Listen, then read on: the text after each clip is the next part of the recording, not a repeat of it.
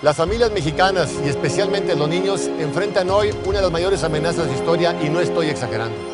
Y es que el Senado acaba de aprobar una reforma sobre derechos humanos que aunque tiene cosas muy buenas, también tiene otras muy malas.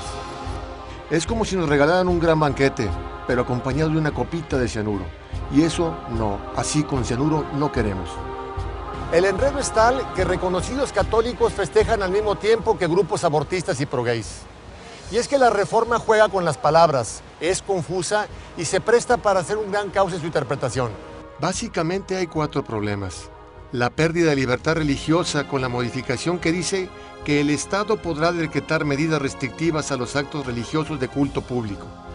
La apertura al aborto, sin importar los meses de gestación, al cambiar la palabra individuo por la de persona, pues un bebé en el vientre materno puede no ser considerado legalmente persona.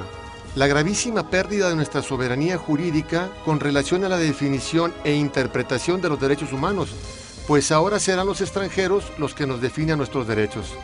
Incluso los estados de la República ya no participarán en las reformas constitucionales sobre derechos humanos.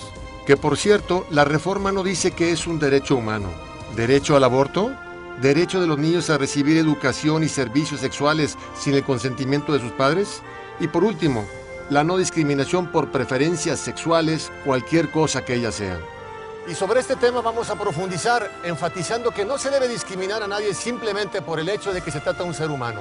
Y eso es bastante.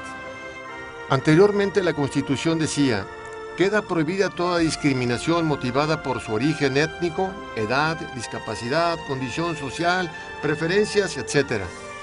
Pero ahora a la palabra preferencias le pusieron apellidos y así solamente se prohíbe la discriminación por preferencias sexuales. Esto significa que sí podemos ser discriminados por nuestras preferencias políticas, deportivas, musicales, etc.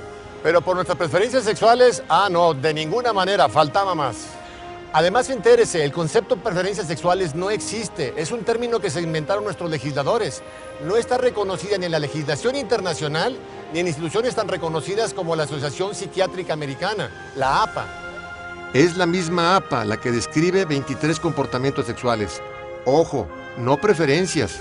Y entre ellos hay varios considerados como desviaciones sexuales.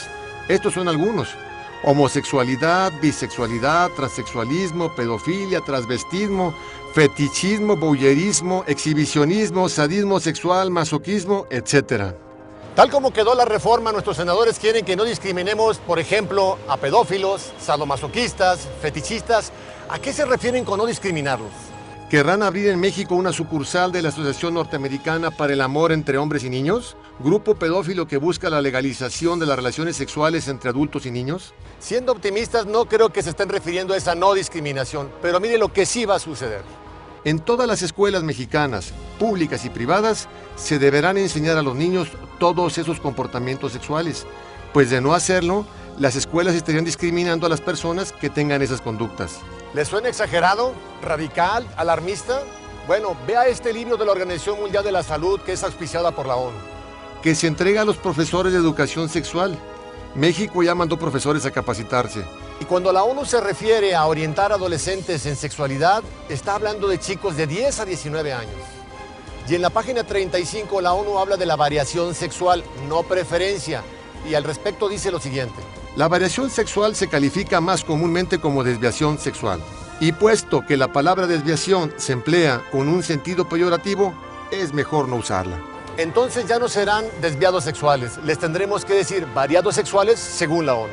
Y en la página 36 nos indica cuáles son algunas de estas variaciones, que dice no son necesariamente nocivas. Imagínese una clase de quinto de primaria hablando de sadomasoquismo o transexualismo. Aquí está el libro para que lo consulten los escépticos. Pero además, será obligatorio enseñar a los niños desde kinder que el matrimonio puede ser de un hombre con una mujer, o de hombre con hombre, o de mujer con mujer. Pues de no hacerlo, las escuelas estarían discriminando a quienes tengan una unión homosexual. ¿Le sigue sonando exagerado? Déjeme decirle que a escondidas el gobierno mexicano ya empezó a educar en la homosexualidad desde kinder. Ve aquí un ejemplo. Esta imagen es de un libro de la biblioteca de la Secretaría de Educación Pública para el Jardín de Niños. Sí, ahí está, junto a los cuentos infantiles. En este libro les enseñan a los niños de una forma grotesca, fuera de contexto y vulgar, que mamá y papá juegan encuerados en su cuarto cuando se encierran con llave, que hay mujeres que se enamoran de mujeres y que hay hombres que se enamoran de hombres. En resumen, le da la bienvenida a los chiquitines al mundo homosexual. Y si usted como padre no está de acuerdo, lo van a meter a la cárcel. Como ya le pasó a David Parker en el estado de Massachusetts, quien fue arrestado por tratar de evitar que su hijo de 5 años le enseñaran que cuando crezca puede ser gay. En Alemania, una madre de familia numerosa pasó 43 días en la cárcel por haberse negado a someter a 3 de sus hijos a las lecciones de educación sexual del Estado, donde a los niños se les enseña: mi cuerpo me pertenece, así que yo puedo hacer con él lo que yo quiera. Y al día de hoy han sido sentenciados 53 padres por lo mismo. Para allá vamos. Pero la amenaza de esta no discriminación también afecta a la libertad religiosa, al pretender que católicos, evangélicos, judíos, musulmanes, etc., reescriban la Biblia, el Corán y la Torah para evitar cualquier mención en contra de los homosexuales. Como ya le pasó al pastor Heikki Green, cristiano de la Iglesia Pentecostal de Suecia, quien fue sentenciado por leer el Antiguo y el Nuevo Testamento en aquellos pasajes donde critican la homosexualidad. Y también los profesores podrán ser llevados a juicio. Como le pasó en Croacia a Jelena Mudrovic, profesora de catecismo, acusada de señalar en una de sus clases que la homosexualidad es una enfermedad. Y aquí debemos decir ciertamente que en 1973 la homosexualidad fue retirada del catálogo de trastornos mentales de la Asociación Psiquiátrica Americana. Y estoy seguro que a usted le encantaría ver los estudios que respaldaron esta decisión, pero lamentablemente no se puede, porque no hubo ningún estudio. Los psiquiatras de esta asociación lo decidieron democráticamente. El 58% de los que asistieron a esta convención votaron porque se quitara la homosexualidad y el 42% decidió que se quedara.